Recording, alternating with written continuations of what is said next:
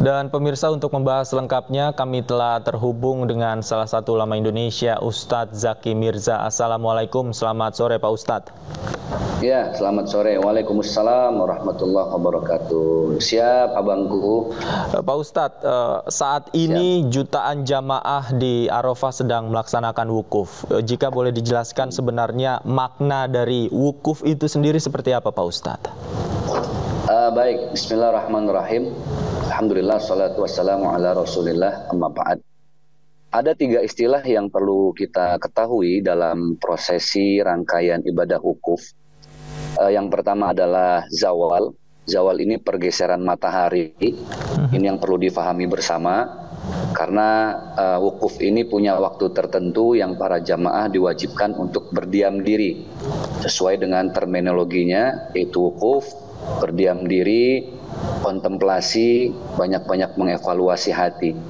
Itu makna sekian banyak variasi makna daripada wukuf. Kemudian yang kedua yang perlu difahami adalah Arafah. Arafah ini diambil dari bahasa Arab yang maknanya adalah mengetahui. Karena tugas kita sebagai hamba Allah, sebagai umat Rasulullah tidak lain adalah mengetahui diri sendiri. Karena tidak ada orang yang paling berbahagia di dunia ini sepanjang alam semesta ini ada, kecuali adalah dia siapa yang mengetahui dirinya. Sebagaimana yang disabdakan oleh baginda Rasulullah SAW, wa qala Nabi, man arafa nafsahu faqad arafa rabbahu. Barang siapa seorang hamba yang mengetahui Rabbahu, Tuhannya, faqad arafa nafsahu, maka dia akan mengetahui siapa dirinya. Jadi ternyata cara yang paling instan, jalan yang paling cepat untuk mengetahui siapa diri kita adalah siapa Tuhan kita. Makanya wukuf ini menjadi satu rangkaian yang sangat-sangat vital ya, bahkan menjadi puncak, dia ultimate goal dari sekian banyak rangkaian ibadah haji. Dan kalau kita telusuri lebih jauh, subhanallah, ternyata rangkaian hidup manusia ujung-ujungnya adalah lillahi ta'ala.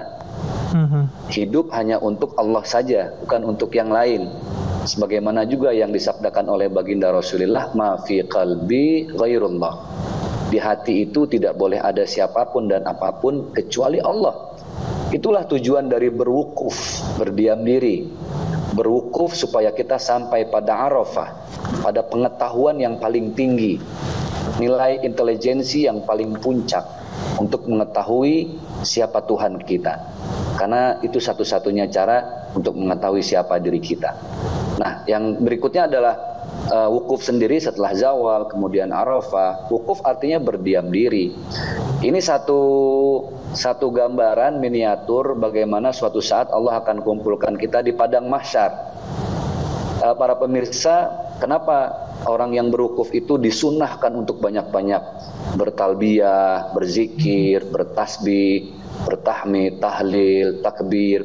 Karena memang lisan inilah yang paling banyak berdosa. Maka di padang mahsyar nanti satu-satunya anggota tubuh kita yang tidak bisa berbicara, dia tidak bisa bersaksi, ya mulut kita ini. Sebagaimana yang kita fahami dan kita baca dalam salah satu ayat di surat Yasin, a'udzubillahi minasyaitonirrajim, al-yauma nakhtimu ala afwahihim. Ada hari di mana Allah akan mengunci mulut-mulut kita. Wa tukallimuna aydihim, dan kata Allah, tangan-tangan manusia ini akan bersaksi kepada kami. Wa tashhadu arjuluhum bima kanu yaksibun, dan semua kaki manusia akan juga memberikan kesaksiannya atas apa yang pernah mereka lakukan. Maka di padang mahsyar mulut dikunci. Kita sedang belajar untuk mengunci mulut nanti di padang mahsyar. Kapan? Ketika kita di Arafah, tidak ada kalimat yang keluar dari mulut saat kita berwukuf, entah itu cacian, makian, hinaan, semua tidak ada. Yang ada adalah lisan, media terindah untuk membersihkan hati. Itulah kenapa disebut dengan wukuf, berdiam diri. Seperti itu, Bang. Oke, kemudian mungkin pemirsa di Indonesia juga penasaran dan bertanya-tanya, sebenarnya apa ada doa-doa tertentu yang disunahkan oleh Nabi Muhammad yang dilakukan ketika wukuf, Pak Ustadz? Ya, jadi saya teringat ada satu kisah di zaman baginda Rasulullah SAW. Rasul mengatakan kepada istri tercinta Aisyah, wahai Aisyah, jangan engkau tidur sebelum melaksanakan ibadah umroh dan haji. Bayangkan, Aisyah bingung.